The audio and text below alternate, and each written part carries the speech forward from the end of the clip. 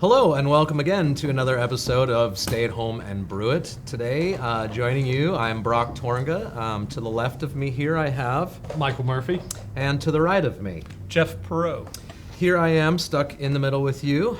Today we're going to do a show about adding spices to your beer. Hello and welcome again to another episode. And Brock, we went over muting your phone. And sure enough, he's the one that doesn't. So mute that's his the phone. delay from Facebook there. I guess we know exactly how long that is. Long enough for me to do an intro. Pretty much. Well, I think we should start with a little bit of the history. You were just saying, sir? It's Thursday. We're jonesing for Friday. But getting back to the topic here of spices, a lot of times people will want to add something different to their beer. You know, you'll have a particular beer that you've been brewing for a while, and you may get a little creative and have something you want to do a little bit different. You want to add a little bit of a different character to your beer. Maybe you have a particular flavor that you're looking for, and it's not uncommon for people to turn to looking towards spicing beers. But even before that, spicing beers is something that historically has been done for a long, long time. Hops were discovered actually around about the 9th century as an additive for beer. They had hops before that, but just the idea of adding it into beer was not common.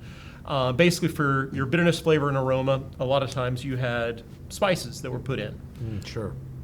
So we're talking about like Egyptian, and they were spicing their beers with. Do you have any examples?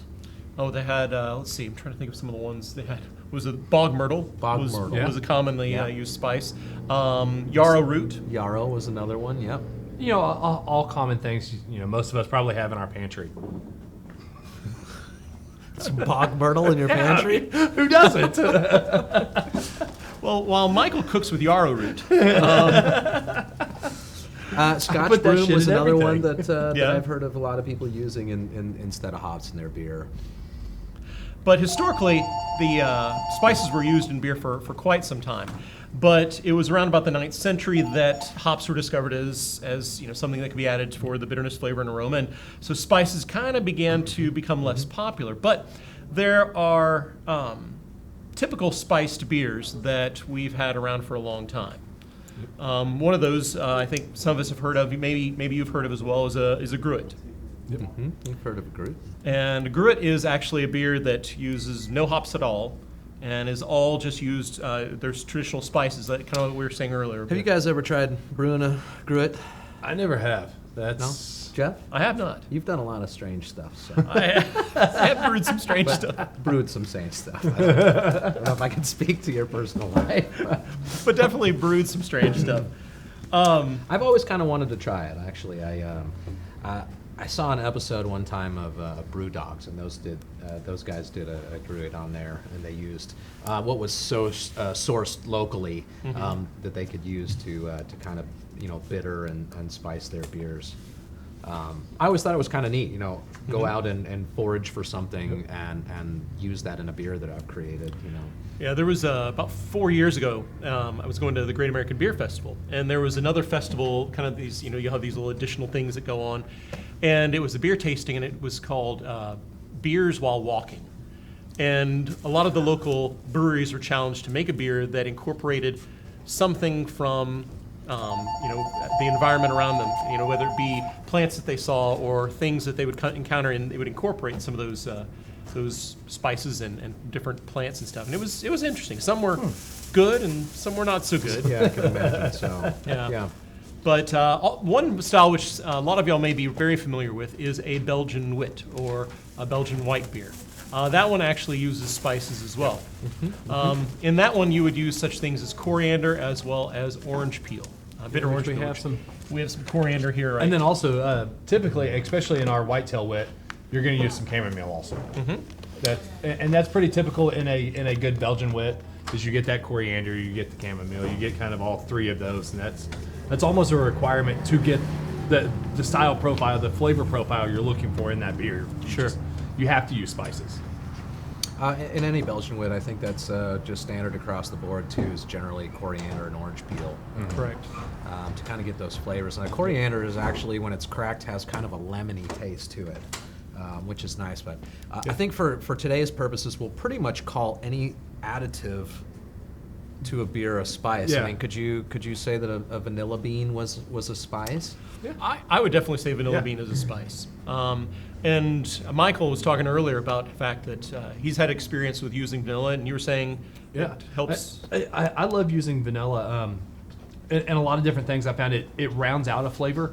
Like if my stout's a little too roasty or a little too something, if I throw a vanilla bean in, it just helps round everything out and kind of, you might not taste the vanilla, but you definitely get a different profile because of the vanilla. Okay. If that makes sense. Do you have Just to a subtlety. Yeah. Do you have Yeah. to do any prep for the vanilla bean when you put it in, or? Typically, I'll cut it in half, kind of open it up, Okay. and then soak it in some vodka. Okay. I've soaked it in bourbon. You know, if I'm throwing it into a bourbon barrel aged something, I'll soak it in the bourbon and throw the bourbon in there, you know, with the vanilla. But that's typically what I do. And a lot of times I'll put it also in a muslin bag just so I can then Get it back out again. I can easily pull it as soon as it hits, you know, kind of that 5-6 days, you know. Well, that brings up and kind of what we discussed before the show is, have you ever had to do anything to sanitize your spices? And overall, I think our general consensus was that all of us have used spices and have never had an infection throwing a spice No. into a secondary or even a keg. And I think this is probably because in a lot of these spices there's already a antimicrobial like quality to the spice. Yep. As in one of their. Yeah, I've found though that you can get different characteristics from adding spices at different moments. Like, Definitely. a lot of times, I mean, if you really want to be careful, and I mean, you're just thinking, I'm, really not sure about this, and I want to make sure that it's sanitary and nothing's going to happen. A lot of times, people will add spices in, towards the end of the boil, last 15 minutes, last 10 or 5 minutes. I've even seen people do it, and I've done it too, where I add spices at flame out. Yep. And my buddy Nick and I have a holiday ale that we make that we spice, and when you have those last 5 minutes where you throw all the spices in of the nutmeg and the cinnamon and the allspice and all these things like that, It smells wonderful. oh, it just- smells incredible, Yep. incredible. But then we actually also even spice it in the keg, which Yeah. that's something I found I've done. I've had in my experience is I would oftentimes spice at the end of the boil. And then if it doesn't have enough spice character, then I end up spicing it in my secondary or my to keg. taste. So say that there was something that you were particularly looking for, a subtlety of this, but you just didn't get it when you put it in there. You could maybe come back later and spice it up to taste, so Correct. that you could get more of that characteristic coming through. Yes. Well, I did that exact thing this past weekend. My Cinnamon Toast Crunch beer came out a little higher gravity than I wanted. You get a little more alcohol burn. So when I transferred it to keg, I noticed that, so I threw another cinnamon stick in the keg. Now that it's sat another week or so, it's starting to mellow a little bit. The cinnamon's starting to balance some of the other flavors. So because the cinnamon didn't come through initially. So, Yeah, sounds good. So yeah, definitely. Yeah, and that's what I kind of tell people in the shop. You can always add more. You can't take away. Exactly. Along those lines, be very aware that different spices have, some are stronger than others. And so you got to be very careful when you're adding them, because you can have like a cinnamon stick, and adding cinnamon, that can be a pretty strong flavor.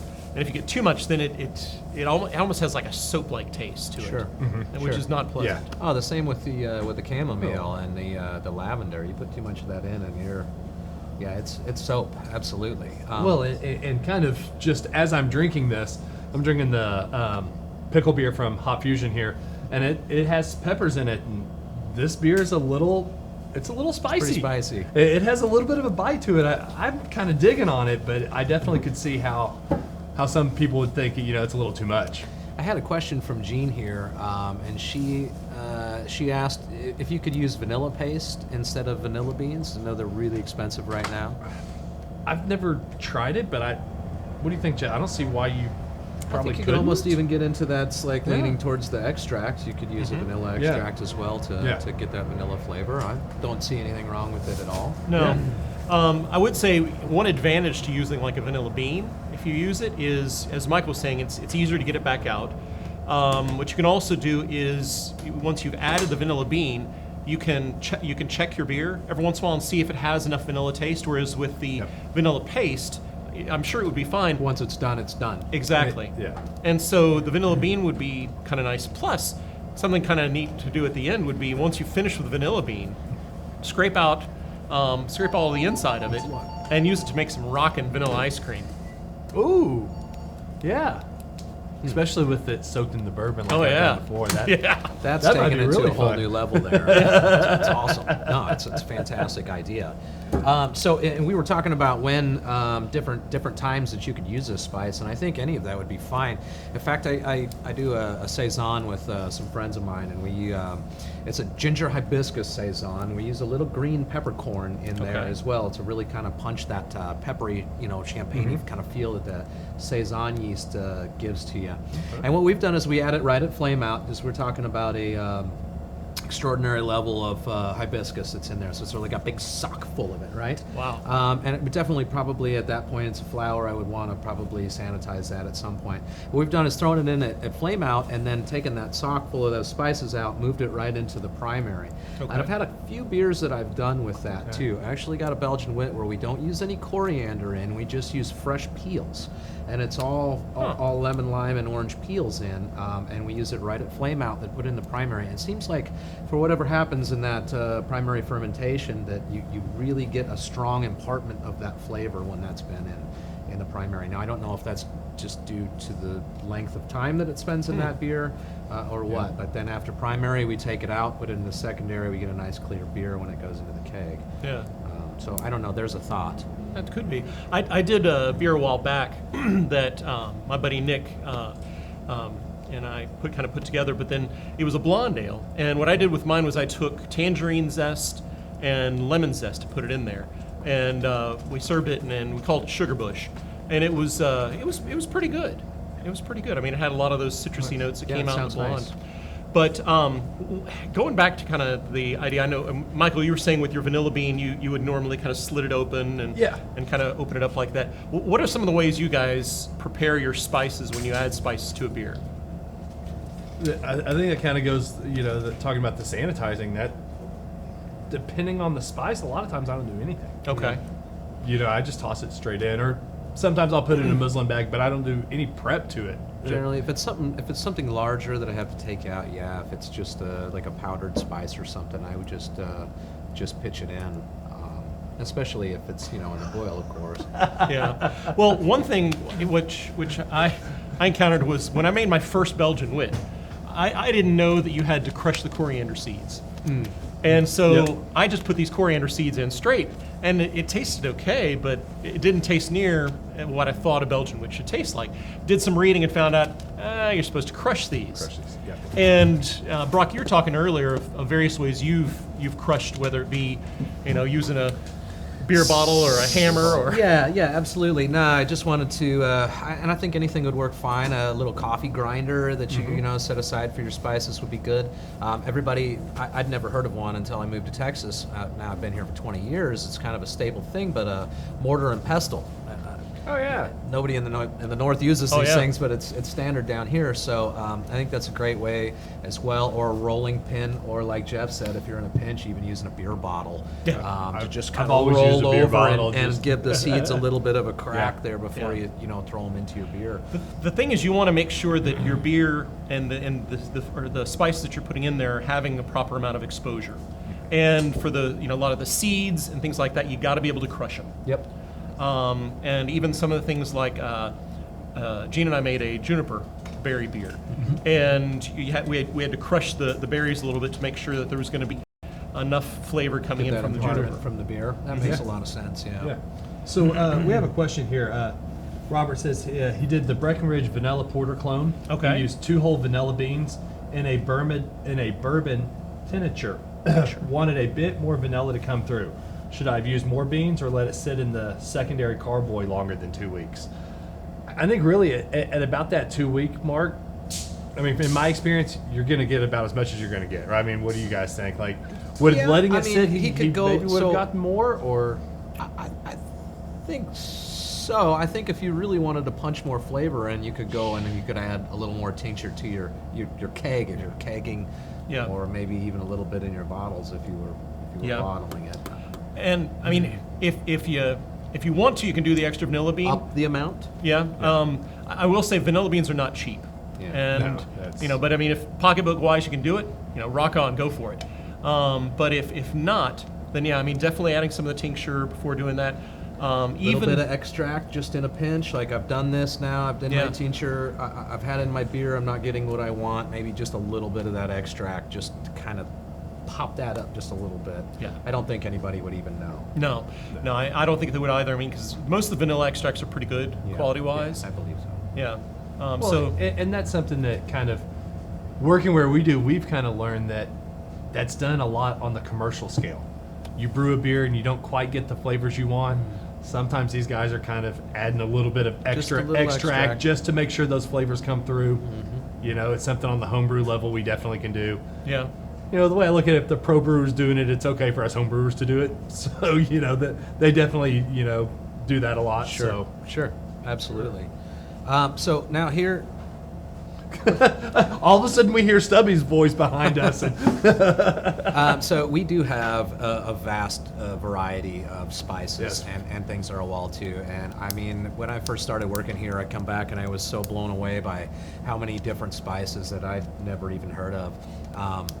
And just from sitting in the spice room, you know, filling bags and filling orders, it's like, ooh, you know, I'd look up that spice and it would be like, that would be fantastic. And my, you know, blah blah blah, whatever the beer was. Oh, just a hint of that. So I would say there's definitely a level of experimentation here that that the sky is the limit. I think on spices, there's so many things out there that can impart to your beer, and not only that, but you know, traditionally a lot of these spices were used medicinally for things as well. Yeah. So I mean, you could almost make like you know. Use like a tea, something like that, of some spice that you wanted to impart into your beer, or get some sort of value from the things that you're putting in there as well. yeah, and I think, I mean, really, you know, we talked about a few styles that you can, you know, use spices in, but really there's such an array. You know, if we're talking, you know, our term of spices, you know, vanilla, cinnamon, those things, you know, stouts. Stouts are great for those porters, you know, like we were talking about the vanilla porter. Sure. You know, that those are great styles that Some chilies, or you know, Yeah. even like lemongrass Or and some blonde There's ales. the ginger saison too, which we have here. Yeah, ginger that- is fantastic in beer. And saison is actually a great style for you to add spices to as well. Although traditionally spices are added kind of sparingly to it, and it doesn't have to be in a saison. It's not uncommon to have spices as long as they're complementary to the saison itself. And along those same lines, when you're looking at spicing a beer, don't spice it so you can't taste the beer anymore. Yes. That's an important thing. Is as with most beers, it's about balance. Yep. And you balance your spice with the flavors of the beer so that they complement each other, and maybe even bring certain elements out of the beer that you wouldn't normally even notice. yeah, definitely. We had let's see, vanilla extract. And it looks like Barry answered his question. Yeah, no, absolutely. So Robert was basically asking, would the extract ferment out? The vanilla extract that we were talking about. And- No, 'cause No. there's alcohol in it. I don't think there's any sugars in vanilla extract. No. No. Yeah, so I mean, it's basically like, you know, there's no risk of it fermenting. I don't No. think these spices, any of them, really are gonna ferment out. You put it in your beer, you're gonna get a flavor from that. It just depends. Yeah. And again, we kind of talked about this with fruit. So there's some stuff that's very strong, and some stuff that's a weaker flavor. Yeah. Depending on lavender is a very, very strong flavor, and a little bit of that stuff goes a long way. It's very pleasant when it's done very right. Yeah. But you can definitely overdo it on a lot of these spices. Very, very easy. Well, and that's something else. Almost kinda- like cooking, you know? Well, and that's something else. You know, you talking about that made me think. You know, I've done our alcohol kit here. Super fun beer. It's really good. Like for having a party, a bunch of people drinking it. We would be remiss if we didn't talk about our Yeah, I can't believe we didn't even think about it. But but that beer's really great. But I brewed it, and it was just Sandra and I drinking on it. And by the end of that keg, a lot of those spices, some had fallen out where you couldn't taste them at all. Yeah. and others were so in your face. It was We had really found that. So it's the base on that beer is a wit beer. is a wit beer, kind of a base, and then it's got a spice pack in there, and I believe it's lime and cumin, a little ancho chili, salt, and some lime peel, which makes for that really nice. Plus, I think there's a little hint of smoked malt that's been added in there too to try to get some of that in there. But what I found is when we did the beer, it was fantastic at first, and I mean, it was like, do you like tacos? Do you like beer? This Taco is it. beer, Yeah. right? And it sounds disgusting, but I've still yet to try it. It's actually a very It's wonderful thing. super fun. And it's Yeah. actually pretty refreshing beer Yeah. too. But the one thing that I found is over time that cumin flavor started to, and then I found myself, we were sanitizing and then reopening the keg and throwing in more cumin to see if we could get that, and it did, it gave you that, but it would fade really easy too. So that's another thing. See, and I found the chili came out more, and then, and I know it was just the way my brain was working, I guess, but the smoke seemed to come out more, and I know the balance on the Was spices. it cumin seed or ground cumin? It was seed, so okay. you would have to Seed. crack. We cracked it. Yeah. That was one of the things that. As you were talking about that, I was thinking there is also, when you're preparing some of these spices, especially the seeds, you will get more out of it when it's ground to a fine powder, as opposed to if it's just being cracked or even whole. Because I've used I ground my coriander one time to a powder, to a dust, and put it in, and the coriander character, my wit, popped like never before. Whereas the next time when I just crushed it, like I did with a mortar and pestle, I mean, it still was there, but it didn't pop as much. So there can also be something to grinding it up pretty fine.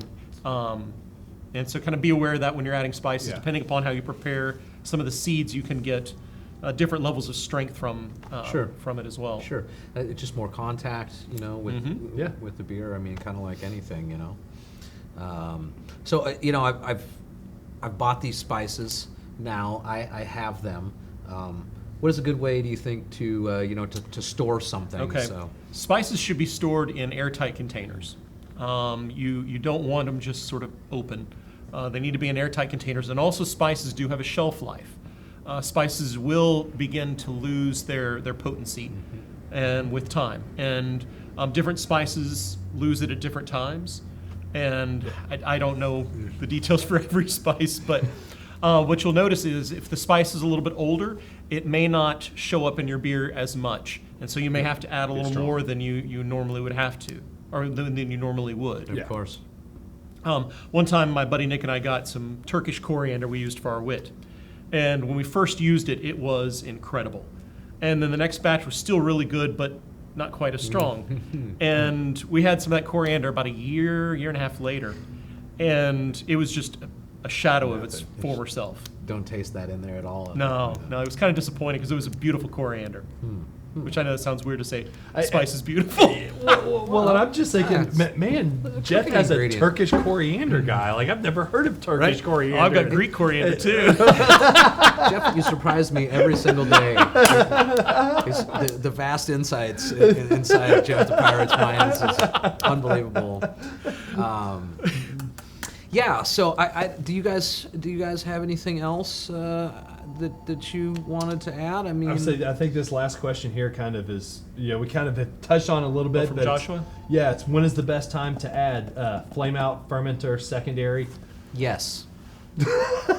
I think is the answer, and it's just one of these things where I think you're going to have to experiment and see what works for you. You're definitely going to get a different flavor, I think, whenever you add that, whether it be less or whether it be more, depending on the spice that you're putting in. I think if you put it right in the keg, you're going to get a stronger flavor from it because it's going to be right there. Well, it's going to get stronger as time goes on because, I mean, as it sits in the keg, it's going to continue to infuse itself into the beer. And then your keg, as it drops in volume as well, you're going to concentrate to whatever you put in there.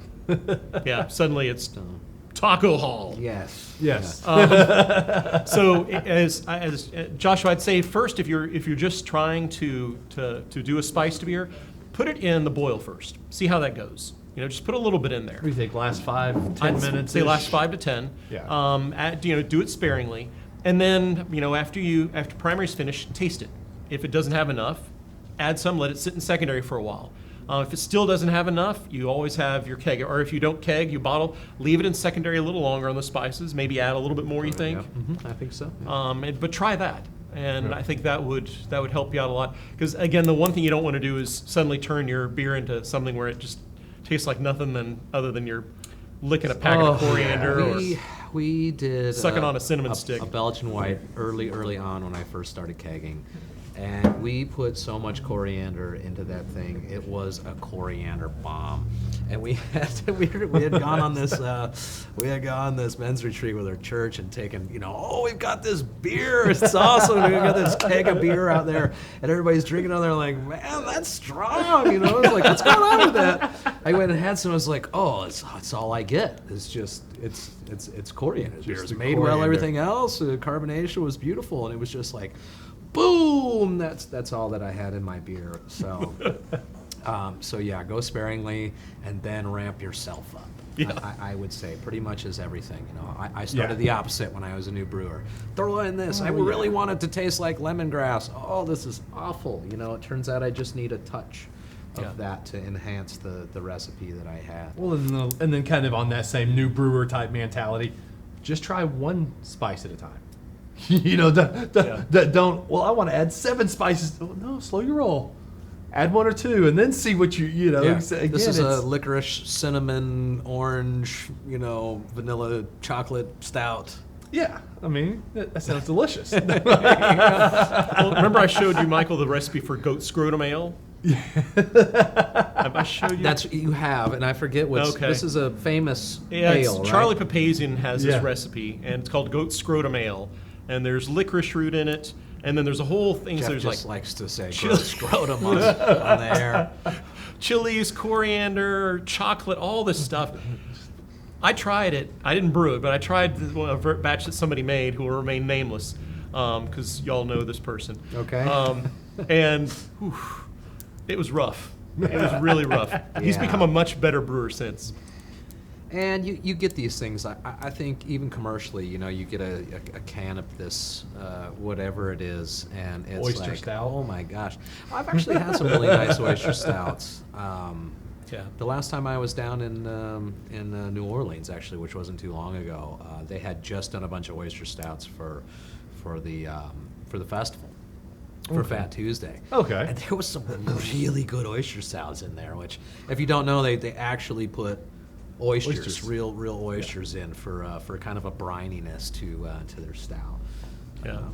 Which So, just seems weird to me. it but, does. oh man, there was a few that were really good. I say, and I don't think we can have a show talking about spices without.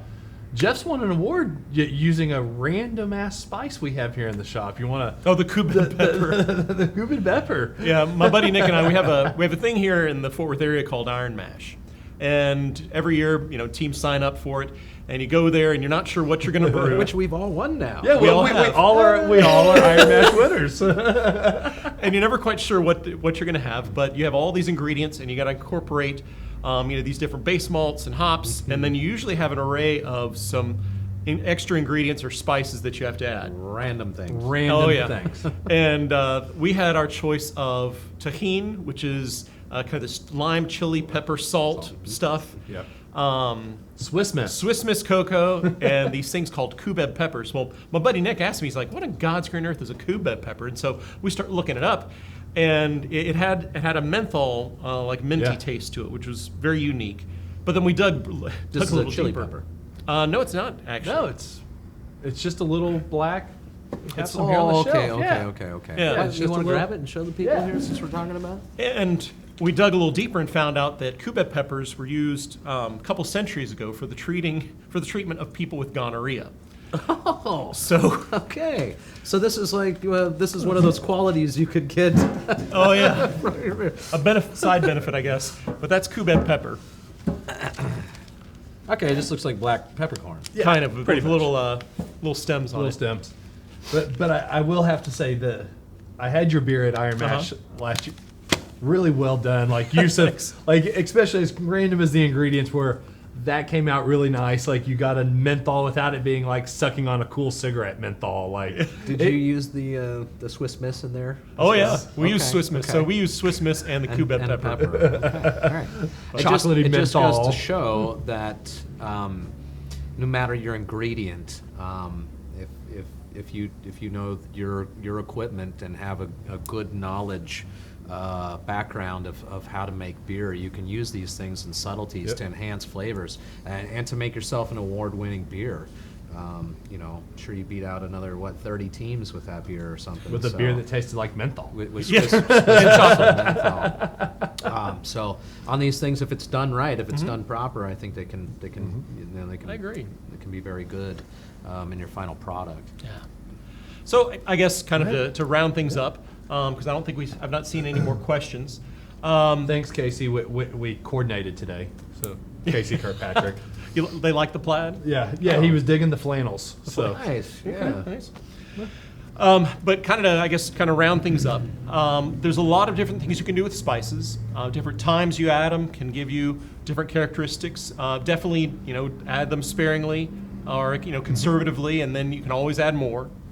Look for styles that would work well with certain spices.